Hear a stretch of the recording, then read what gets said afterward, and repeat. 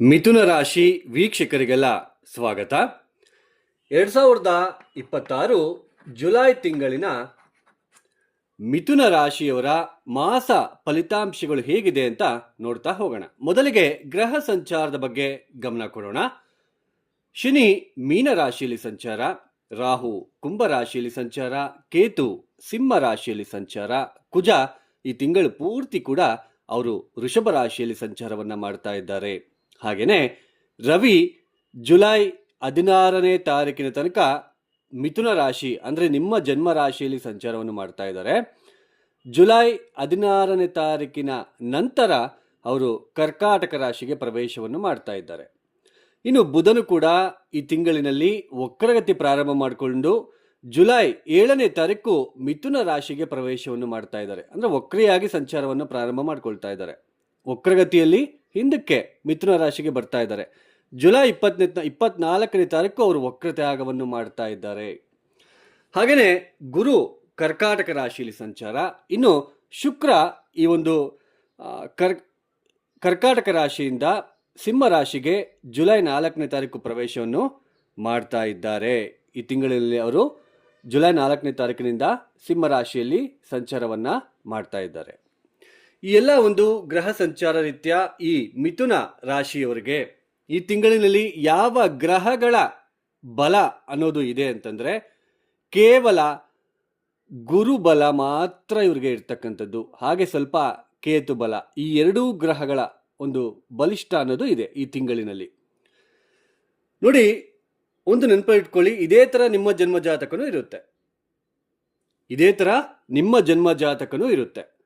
ಲಗ್ನ ಯಾವುದು ಅಂತ ನೋಡ್ಕೋಬೇಕು. ಬಟ್ ಇದು ರಾಶಿ ಫಲಿತಾಂಶಗಳು, ನೀವು ನಂಬೋದೇ ರಾಶಿ ಫಲಿತಾಂಶಗಳು. ಬೇಗ ನಿಮಗೆ ಮನಸ್ಸಿಗೆ ಬರ್ತಕ್ಕಂಥದ್ದು ರಾಶಿ, ನನ್ನದು ಈ ರಾಶಿ, ನನ್ನದು ಈ ನಕ್ಷತ್ರ ನೋಡ್ಕೋಬೇಕು ಅಂತ ಹೇಳ್ಬಿಟ್ಟು ನೋಡ್ತೀರಾ. ಈ ರಾಶಿಯವರು ಈ ತಿಂಗಳಿನಲ್ಲಿ ಕೋಟಿಗಟ್ಟಲೆ ಸಂಪಾದಿಸ್ತಾರೆ ಅಂತ ಇದ್ರೆ ನೋಡ್ಬಿಡ್ತೀರಾ, ಆಗ್ಬಿಡುತ್ತೇನೋ ಅಂತ ಆ ಥರ ಥಿಂಕ್ ಮಾಡ್ತೀರಾ ನೀವು. But that is impossible because of ಮಿಥುನ ರಾಶಿಯಲ್ಲಿ ಲಕ್ಷಾನುಗಟ್ಟಲೆ ಹುಟ್ಟಿರ್ತಾರೆ.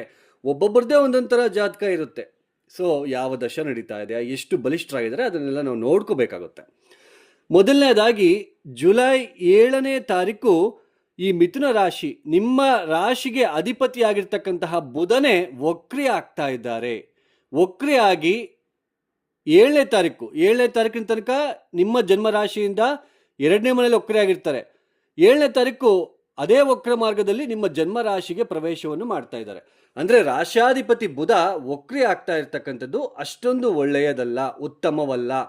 ಈ ಬುಧ ಜುಲೈ 7ನೇ ತಾರೀಕಿನ ತನಕ ದ್ವಿತೀಯ ಸ್ಥಾನದಲ್ಲಿ ವಕ್ರಿ ಆಗ್ತಾ ಇರೋದ್ರಿಂದ, ವಕ್ರಿಯಾಗಿ ಸಂಚಾರವನ್ನು ಮಾಡ್ತಾ ಇರೋದ್ರಿಂದ ಕುಟುಂಬದ ಬಗ್ಗೆ ಯೋಚನೆಗಳು, ಕುಟುಂಬದ ವ್ಯಕ್ತಿಗಳ ಬಗ್ಗೆ ಯೋಚನೆಗಳು ನಿಮಗೆ ಜಾಸ್ತಿ ಆಗ್ತಾ ಇರ್ತಕ್ಕಂಥದ್ದು. ಹಣಕಾಸಿನ ವಿಚಾರದಲ್ಲಿ ಸ್ವಲ್ಪ ಪ್ರಗತಿ ಇನ್ನೂ ಕಾಣ್ತಾ ಇಲ್ಲ ಅನ್ನೋದು ನಿಮಗೆ ಸ್ವಲ್ಪ ನೋವುಂಟು ಆಗ್ತಕ್ಕಂತಹ ಒಂದು ಘಟನೆಗಳು ನಡೀತಕ್ಕಂಥದ್ದು. ಎಷ್ಟು ಮಾಡಿದ್ರು ಏನಪ್ಪ, ಇನ್ನು ಗುರುಬಲ ಬಂದಿದೆ ಅಂತ ಹೇಳ್ತಾ ಇದ್ದಾರೆ. ಕೆಲವರೆಲ್ಲ ಗುರುಬಲ ಅಂತಂದು ಅದನ್ನೇ ನಂಬ್ಕೊಂಡು ಕುತ್ಕೊಂಡಿರ್ತಾರೆ ವಿನಃ ಗುರುಬಲ ಅನ್ನೋದು ಊಟಕ್ಕೆ ಉಪ್ಪಿನಕಾಯಿ ಇದ್ದಂಗೆ. ಜಸ್ಟ್ ಒಂದು 20% ನಿಮಗೆ ಸಹಾಯ ಮಾಡ್ಬೋದು ಅಷ್ಟೇ.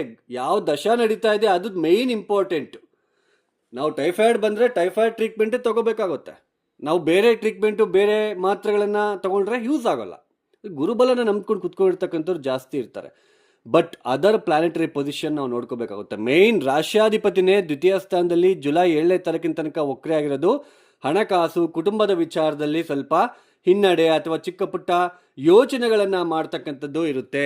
ಹಾಗೆ ರಾಶಿಗೆ ಬರ್ತಾರೆ ಜುಲೈ 7ನೇ ತಾರೀಕು, ಅವರ ರಾಶಿಗೆ ಅಧಿಪತಿಯಾಗಿರ್ತಕ್ಕಂತಹ ಬುಧನೇ ಓನರೇ ವಕ್ರಿ ಆಗ್ತಾ ಇರೋದ್ರಿಂದ ಏನ್ ಮಾಡಿದ್ರೆ ಒಳ್ಳೇದಾಗುತ್ತೆ, ಯಾವ ವ್ಯಾಪಾರ ಮಾಡಿದ್ರೆ ಒಳ್ಳೇದಾಗುತ್ತೆ, ನಾನು ಏನು ಮಾಡಿದ್ರೆ ಹೆಲ್ಪ್ ಆಗುತ್ತೆ, ಅಭಿವೃದ್ಧಿಗೋಸ್ಕರ ಏನು ಮಾಡ್ಕೋಬೇಕು ಅನ್ನೋದ್ರಲ್ಲಿ ಕರೆಕ್ಟ್ ಡಿಸಿಷನ್ಸ್ ತೊಗೊಳಕ್ಕಾಗಲ್ಲ. ನಿಮಗೆ ಕರೆಕ್ಟ್ ಡಿಸಿಷನ್ ಮೇಕಿಂಗ್ ಕರೆಕ್ಟಾಗಿ ಇರೋದಿಲ್ಲ. ಅರ್ಥ ಮಾಡ್ಕೊಳ್ಳಿ, ರಾಶ್ಯಾಧಿಪತಿ ವಕ್ರಿ ಆಗಬಾರ್ದು.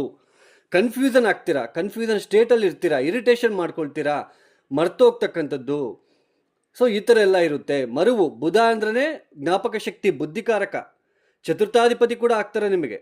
ನಿಮ್ಮ ಒಂದು ರಾಶಿಗೆ ಅಧಿಪತಿನೂ ಅವರೇ, 1, 2, 3, 4 ಚತುರ್ಥಾಧಿಪತಿನೂ ಕೂಡ ಅವರೇ ಆಗ್ತಾ ಇರೋದ್ರಿಂದ ಸುಖಕ್ಕೆ ಭಂಗ, ಏನಾದರೂ ಒಂದು ಯೋಚನೆ, ಫ್ರಸ್ಟ್ರೇಷನ್ನು, ಇರಿಟೇಷನ್ ಇರುತ್ತೆ. ಹಾಗೇನೆ ಲಾಭಾಧಿಪತಿ ಕುಜ, ಈ ಜನ್ಮ ರಾಶಿಯಿಂದ ಲಾಭಾಧಿಪತಿ ಕುಜ 12ನೇ ಮನೆಗೆ ಬರ್ತಾ ಇರೋದು ಸ್ನೇಹಿತರಿಂದ ನಷ್ಟ, ಹಣ ನಷ್ಟ ಆಗ್ತಕ್ಕಂಥದ್ದು, ದಿನನಿತ್ಯದ ಜೀವನದಲ್ಲಿ ಸ್ವಲ್ಪ ಸ್ಟ್ರೆಸ್ ಅಂತ ಅನಿಸ್ತಕ್ಕಂಥದ್ದು, ಸ್ವಲ್ಪ ಮೈಕೈ ನೋವು, ಭುಜದ ನೋವು, ಸ್ವಲ್ಪ ಬ್ಯಾಕ್ ಪೇಯ್ನ್ ಥರ ನಿಮಗೆ ಬರ್ತಕ್ಕಂಥದ್ದು. ಡೈಲಿ ರೂಟೀನ್ ಲೈಫ್ ಅಂದರೆ ಬೆಳಗ್ಗೆ ಮಾರ್ನಿಂಗಿಂದ ಈವ್ನಿಂಗ್ ತನಕ, ರಾತ್ರಿ ಮಲಗುವ ತನಕ ಏನು ನೀವು ಕೆಲಸ ಕಾರ್ಯಗಳು ಅಂತ ಇರುತ್ತೆ, ಅದರಲ್ಲಿ ಸ್ವಲ್ಪ ಸ್ಟ್ರೆಸ್ ಅಂತ ನೀವು ನೋಡಬೇಕಾಗಿರ್ತಕ್ಕಂತಹ ಪ್ರಸಂಗಗಳು ಎದುರಾಗ್ತಕ್ಕಂಥದ್ದು ಇರುತ್ತೆ. ಮತ್ತು ಈಗ ನಾವು ರವಿಗೆ ಬಂದರೆ, ರವಿ ತೃತೀಯಾಧಿಪತಿಯಾಗಿ ಜನ್ಮರಾಶಿಯಲ್ಲಿ ರವಿ ಬಲ ಅಷ್ಟೊಂದು ಇರೋದಿಲ್ಲ. ದ್ವಿತೀಯ ಸ್ಥಾನಕ್ಕೂ ಬಂದಾಗಲೂ ಕೂಡ ಖರ್ಚುಗಳು ಜಾಸ್ತಿ ಮಾಡ್ತಾನೆ. ಜುಲೈ 16ನೇ ತಾರೀಕು ಜನ್ಮರಾಶಿಯನ್ನು ಬಿಟ್ಟು 2ನೇ ಮನೆಗೆ ಬರ್ತಾರೆ. ಸೊ ಖರ್ಚುಗಳು ಜಾಸ್ತಿ ಮಾಡಿಸ್ತಾನೆ. ಮತ್ತಾಮೇಲೆ ಕುಟುಂಬದಲ್ಲಿ ಅನಿರೀಕ್ಷಿತ ಸ್ವಲ್ಪ ತೊಂದರೆಗಳನ್ನು ನಿಮಗೆ ಕೊಡ್ತಾ ಹೋಗ್ತಾನೆ. ಬಟ್ ಇಲ್ಲಿ ನಾವು ಅಬ್ಸರ್ವ್ ಮಾಡಬೇಕಾಗಿರೋದು, ನಿಮಗೆ ಸಪ್ತಮಾಧಿಪತಿ ಮತ್ತು ದಶಮಾಧಿಪತಿ ಆಗಿರ್ತಕ್ಕಂತಹ ಗುರು ನಿಮಗೆ ದ್ವಿತೀಯ ಸ್ಥಾನದಲ್ಲಿರೋದು. ಗುರುಬಲ ಸ್ವಲ್ಪ ನಿಮಗೆ, ಗುರುವಿನ ದೃಷ್ಟಿ ದಶಮ ಸ್ಥಾನದ ಮೇಲೆ ಇರೋದ್ರಿಂದ ಯಾವುದಾದ್ರೂ ವೃತ್ತಿ ಮಾಡಲೇಬೇಕು, ಯಾವ ವೃತ್ತಿ ಮಾಡಬೇಕು, ಕನ್ಫ್ಯೂಷನ್ ಸ್ಟೇಟ್. ಬುಧ ಬೇರೆ ವಕ್ರಿ ಆಗ್ತಾ ಇದ್ದಾನೆ. ಸ್ವಲ್ಪ ನೋಡಿಕೊಂಡು ಮೂವ್ ಆಗೋದು ಕಲ್ತ್ಕೊಳ್ಳಿ.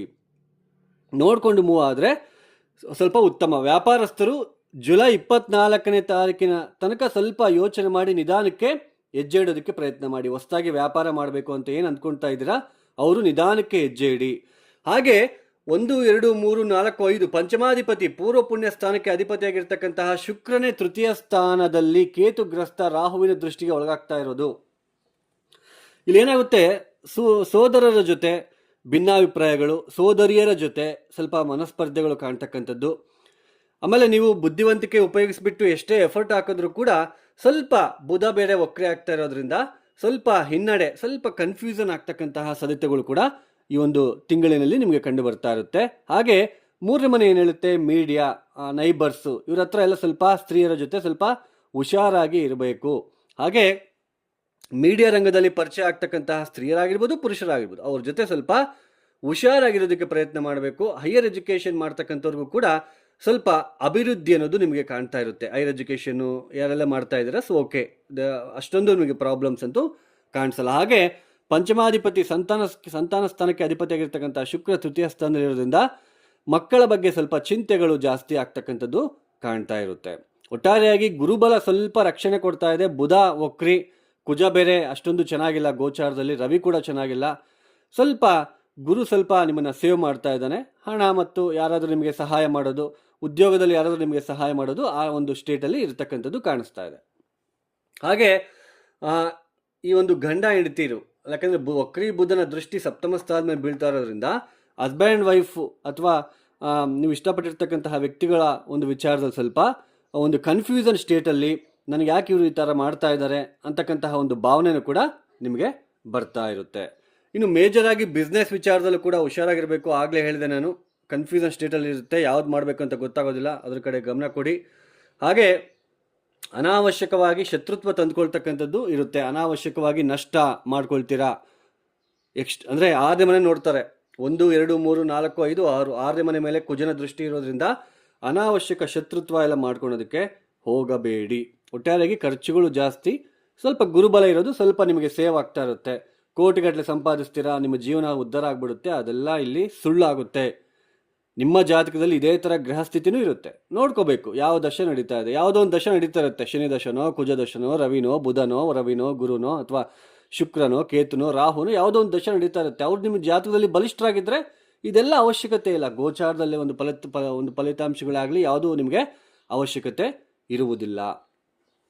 ಈ ಮಿಥುನ ರಾಶಿಯವರು ಏನು ಮಾಡ್ಕೋಬೇಕು ನೋಡಿ, ಮುಖ್ಯವಾಗಿ ನೀವು ಮಾಡ್ಕೋಬೇಕಾಗಿರೋದು, ಎಲ್ಲಾದರೂ ಆನೆಗಳಿಗೆ ಶುಕ್ರ ಕೇತು ಸಮ್ಮಿಲನ ಆಗ್ತಾ ಇರೋದ್ರಿಂದ ಆನೆಗಳಿಗೆ ಮೇವನ್ನು ಕೊಟ್ಟು ಬರ್ತಕ್ಕಂಥದ್ದಾಗಿರ್ಬೋದು, ಆನೆಗಳಿಗೆ ಫುಡ್ ಕೊಡೋದೊಂದು ಕೆಲಸ ಮಾಡಿ, ಎಲ್ಲಾದರೂ ಜೂ ಅಥವಾ ಏನಾದರೂ ಹತ್ತಿರ ಇರ್ತಕ್ಕಂಥವ್ರು.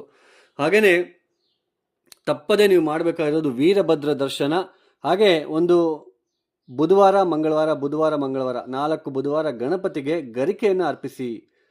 ಹಾಗೆ ಓಂ ಗಂ ಗಣಪತಯೇ ನಮಃ ಅಂತ ಹೇಳ್ತಾ 108 ಪ್ರದಕ್ಷಿಣೆ ಮಾಡ್ಕೊಳೋದಕ್ಕೆ ಪ್ರಯತ್ನ ಮಾಡಿ. ಯಾರೆಲ್ಲ ಈ ವಿಡಿಯೋನ ನೋಡ್ತಾ ಇದ್ದೀರಾ, ನಿಮಗೆ ಇಷ್ಟ ಆಗಿದ್ರೆ ಮಾತ್ರ ಲೈಕ್ ಮಾಡಿ, ಶೇರ್ ಮಾಡಿ, ಸಬ್ಸ್ಕ್ರೈಬ್ ಮಾಡ್ಕೊಳ್ಳಿ. ಇಲ್ಲ ಅಂತಂದರೆ ಜಸ್ಟ್ ಸ್ಕಿಪ್ ಮಾಡಿ, ಇಗ್ನೋರ್ ಮಾಡಿ. ಇಲ್ಲಿ ಇನ್ನೊಂದು ವಿಷಯನ ನಾನು ನಿಮಗೆ ಹೇಳಲೇಬೇಕು. ದಯವಿಟ್ಟು ಯಾವುದೇ ಗ್ರಹದ ಜಂಪ್ಸ್ಟೋನ್ನ ಧರಿಸಬೇಡಿ, ಅದರಿಂದ ನಿಮಗೆ ಅಂತಹ ಉಪಯೋಗ ಇರೋದಿಲ್ಲ.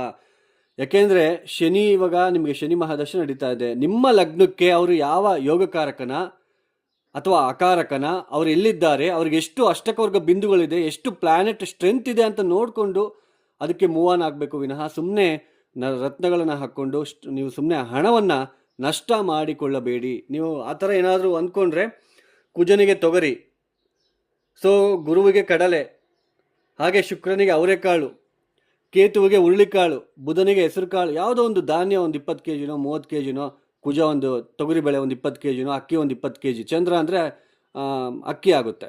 ಸೊ ಎಲ್ಲಾದರೂ ಪ್ರತಿನಿತ್ಯ ಅನ್ನದಾನ ನಡೀತಾ ಇರುತ್ತೆ, ಅಥವಾ ವೃದ್ಧಾಶ್ರಮಕ್ಕೆ ಅನಾಥಾಶ್ರಮಕ್ಕೆ ಕೊಡಿ. ಇದರಿಂದ ಪುಣ್ಯದ ಫಲ ನಿಮಗೆ ಪ್ರಾಪ್ತಿಯಾಗುತ್ತೆ. ಅನ್ನದಾನಕ್ಕೆ ಇರೋ ನಾವೇನಾದರೂ ಈ ಜನ್ಮದಲ್ಲಿ ನಾವು ಮಾಡಿರ್ತಕ್ಕಂಥ ಪುಣ್ಯ ಇದೇ ಜನ್ಮದಲ್ಲಿ ಸಿಗಬೇಕು ಅಂದರೆ ಆ ಒಂದು ಅನ್ನದಾನದಿಂದ ಮಾತ್ರ ಸಿಗುತ್ತೆ.